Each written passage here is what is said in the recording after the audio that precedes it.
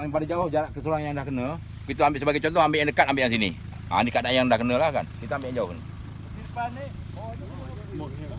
Ha? Macam mana keadaannya? Angit semua. Ini dah kena lah. Semua kena ni mana? Ladang tak terurus ni nampak. Ladang tak terurus yang di bawah ATP.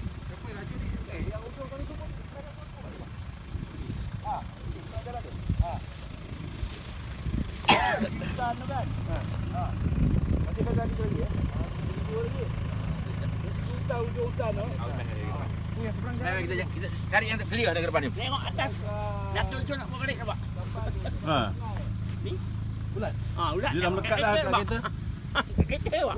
Letik lah. Dah.